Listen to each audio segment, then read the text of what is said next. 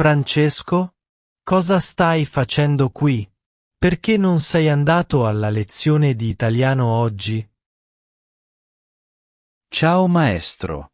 Sono davvero dispiaciuto. Non avevo voglia di andare a lezione oggi. Va bene? Ma cosa è successo? Non sei riuscito ad arrivare in tempo o cosa? No, insignet. Ero arrivato in orario, ma mi sono fermato a pensare ad alcune cose. Posso sapere cosa sono quelle cose? Forse posso aiutarti. Non penso che tu possa aiutarmi.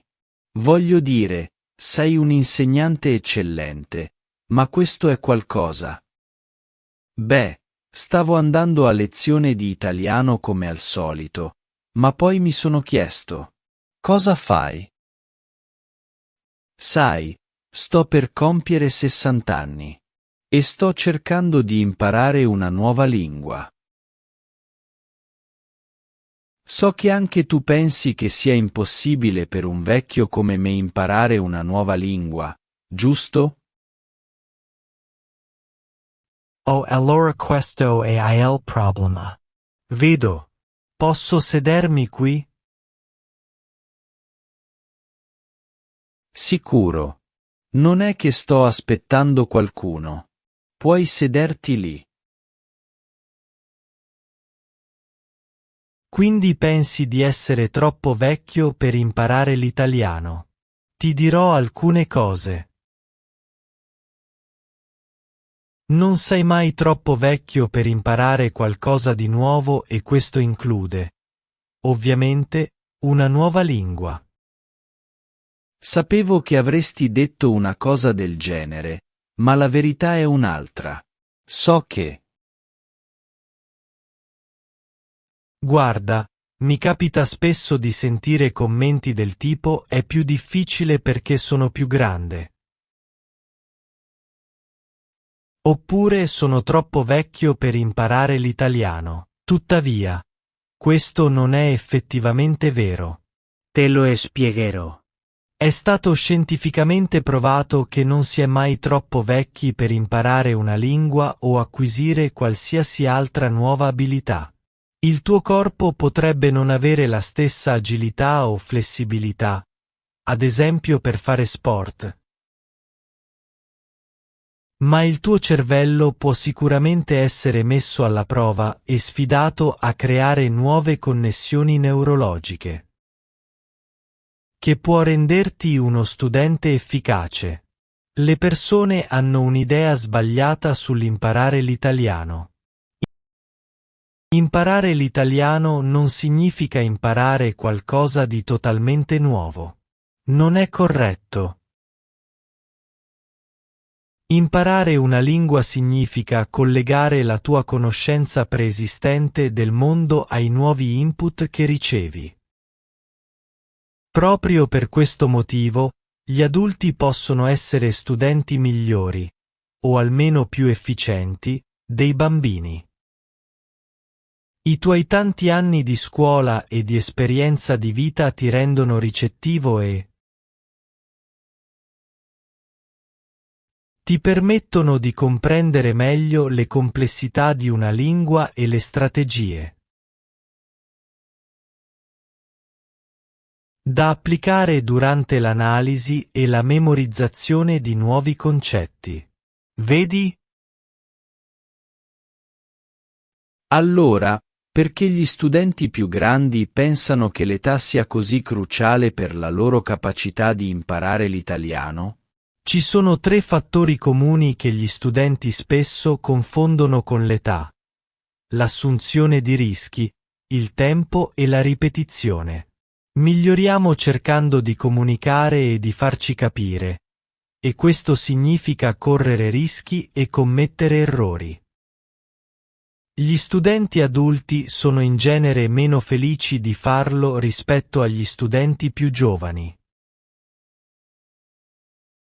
Quindi è facile pensare che l'età sia un ostacolo al processo di apprendimento e usarla come motivo per giustificare il non correre rischi. In genere, anche gli adulti sottovalutano il tempo necessario ai bambini per imparare. Immaginiamo i giovani come spugne che assorbono tutto molto velocemente. E questo può essere vero in alcune circostanze, ma dovremmo anche ricordare una cosa. Quanti anni di scuola possono impiegare i bambini, ad esempio, per imparare le tabelline di matematica? Rispetto ai bambini, gli adulti hanno solitamente meno tempo da dedicare all'apprendimento di una lingua. Perché anche loro devono concentrarsi su molti aspetti della vita e non solo sullo studio. Inoltre, i bambini spesso trovano che la ripetizione sia confortante e li rassicuri su ciò che stanno producendo. Mentre gli adulti possono trovare questo processo piuttosto noioso o frustrante. Il che significa che hanno meno probabilità di ripetere una nuova lingua nello stesso modo. Questo è il punto. Tuttavia, la ripetizione di espressioni in incontri significativi come vedere, sentire o usare la parola in una situazione memorabile è la chiave per l'apprendimento. Mi creda. La ricerca suggerisce che questo deve essere fatto almeno 7 volte prima di poter dire che possiamo effettivamente conoscere la nuova parola o frase. Questo è il modo migliore per memorizzare nuove parole. Ora è anche un buon momento per considerare cosa significa essere un buon utente della lingua. Spesso gli studenti hanno una definizione molto ristretta, ad esempio per non commettere errori grammaticali. O conoscere molto vocabolario, anche se questi possono essere importanti.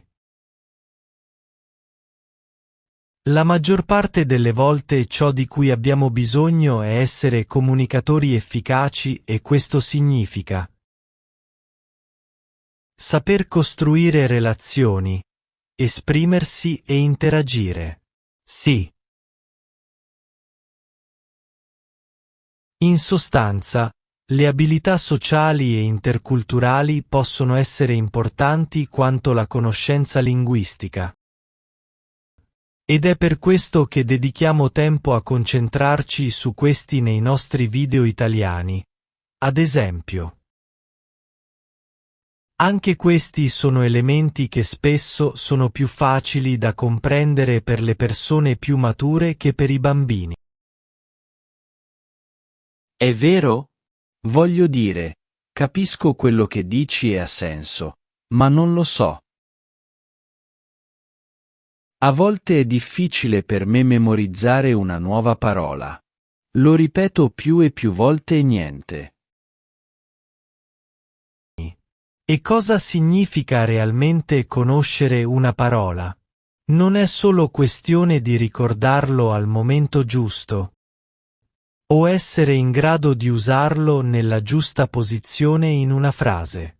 Si tratta, ad esempio, anche di sapere la sua pronuncia, l'ortografia e le parole che meglio si adattano ad essa. Per esempio, diciamo capelli biondi, non gialli, giusto? Le parole possono avere anche significati diversi. Banca come istituzione finanziaria e riva di un fiume. O variazioni a seconda. Se è un sostantivo, singolare o plurale, con o senza articolo, oppure se è un verbo o un aggettivo. Un altro esempio è fotografia, fotografo, fotografia, fotografico, eccetera. Ci sono anche altre considerazioni, ad esempio se ci sono parole con significati simili o opposti. Se ci sono differenze di registro, forse è formale o informale, educato o non educato. O se ci sono altre parole che hanno lo stesso suono ma una grafia diversa come capelli e lepre.